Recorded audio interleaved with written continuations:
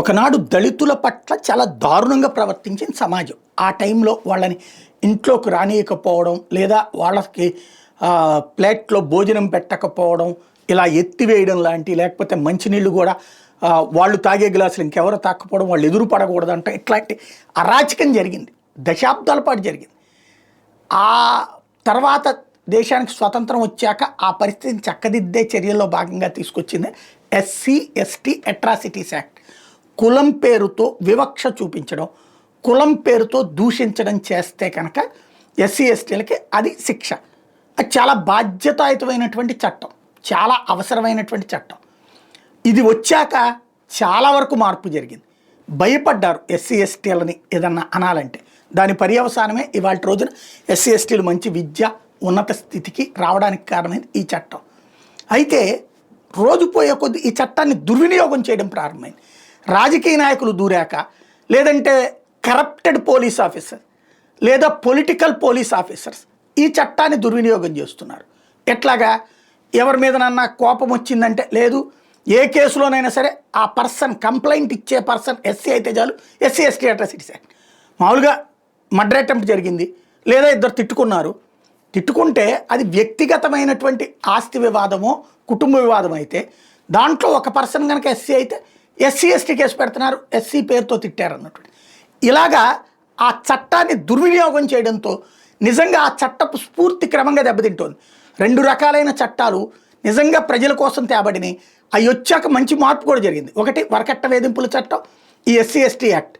వరకట్నం వేధించాలంటే భయపడే పరిస్థితి తేగలిగారు, ఇక్కడికి తేగలిగారు. క్రమంగా అది ఎటుకు మారిపోతుంది, రెండూ దుర్వినియోగం అవుతున్నాయి. భర్తల్ని బెదిరించడానికి, అత్తారింటి ఆస్తుల్ని లాక్కోవడానికి అది వాడుతుంటే ఇక్కడ ఇది వాడుతున్నారు. గతంలో 90% ఒరిజినల్ కేసులు ఉండేవి, ఇది 100కి 100%. ఇప్పుడు 100కి 90% ఫేక్ కేసులు ఉంటున్నాయి. దీని మీదనే సుప్రీంకోర్టు ఆవేదన, ఆగ్రహం వ్యక్తం చేసింది. ఫిర్యాదుదారులు ఎస్సీ ఎస్టీలు కావడం ఒక్కటే అట్రాసిటీ కేసులో ప్రాసిక్యూషన్ ప్రాతిపదిక కాకూడదు.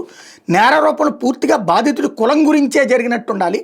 వ్యక్తిగత కక్షలు తీర్చుకోవడం, వ్యక్తులు వేధించడం కోసం చట్టాన్ని దుర్వినియోగం చేయడానికి అవకాశం కల్పించకూడదు. అభియోగాల్లో చట్టపరమైన లోపం ఉందని భావించినప్పుడు వ్యక్తులపై అనవసరమైన వేధింపులని నిరోధించడానికి ప్రాథమిక దశలోని ప్రాసిక్యూషన్ కొట్టేయాలి. లేదంటే నిందితులు అనవసర వేధింపులకు గురవుతారు. ఎస్సీ ఎస్టీ చట్టం కింద తప్పుడు కేసులు ఆందోళనకర స్థాయిలో పెరిగిపోతున్నాడు. సుప్రీంకోర్టు ఇదివరకే అభిప్రాయపడింది. ముఖ్యంగా ప్రభుత్వ ఉద్యోగులు, న్యాయాధికారులపై వ్యక్తిగత కక్ష తీర్చుకోవడానికి, వేధించడానికి ఇట్లాంటి కేసులు ఎక్కువగా పెడుతున్నారు. ఇట్లాంటి వాటిని ప్రారంభ దశలోనే అడ్డుకోవాలని సుప్రీంకోర్టు ప్రధాన న్యాయమూర్తి justice B R Gavai, justice Augustine, justice మహిసీన్ కోరుతున్న ధర్మాసనం శుక్రవారం తీర్పు ఇచ్చింది. ఏకంగా ఏలూరు, మన ఆంధ్రాలో పట్టిన దరిద్రమే అక్కడ దాకా వెళ్ళిందనమాట. ఏలూరు 2వ అదనపు మున్సిపల్ మ్యాజిస్ట్రేట్ కోర్టు ముందున్న కేసును కొట్టేస్తూ ఆంధ్రప్రదేశ్ తెలంగాణ హైకోర్టు 2014 అక్టోబర్ 10 ఇచ్చిన తీర్పును సవాల్ చేసి దాఖలైన కేసులో సుప్రీంకోర్టు ఈ మేరకు తీర్పిచ్చింది. పశ్చిమ గోదావరి జిల్లా దువ్వ గ్రామంలో ఎస్సీ ఎస్టీలకు రిజర్వ్ చేసిన స్థలాలని అక్కడ తహసీల్దార్ కుట్రపూర్తిగా అగ్రవర్ణాలకు కేటాయించారని కొండే నాగేశ్వర అనే వ్యక్తి ఆరోపించారు. తర్వాత ఆయనపై ఒక క్రిమినల్ కేసు నమోదైంది. ఆ నేరం జరిగినప్పుడు నాగేశ్వర అక్కడ లేరని నిరూపితం అవడంతో ఆయనపై అభియోగాలను ఉపసంహరించారు.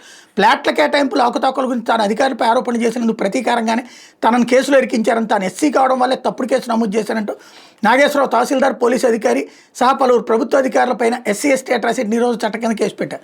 పోలీసులు దర్యాప్తు చేసి సదరు అధికారుల మీద ఛార్జ్షీట్ కూడా దాఖలు చేశారు. నిందితులు హైకోర్టును ఆశ్రయించారు. కోర్టు విచారించి వాళ్ళ మీద నమోదు చేసిన ప్రొసీడింగ్స్ మొత్తాన్ని 2014 అక్టోబర్లో కొట్టేసింది. దాన్ని సవాల్ చేస్తూ నాగేశ్వరరావు సుప్రీంకోర్టుకు వెళ్లారు. అన్ని కోణాల్లో పరిశీలించి సుప్రీంకోర్టు హైకోర్టు తీర్పును సమర్థించింది. ఫిర్యాదుదారు కులం ఆధారంగా ప్రభుత్వ అధికారులు దురుద్దేశంతో వ్యవహరించినట్టు ఎలాంటి ఆధారం లేవని పేర్కొంది.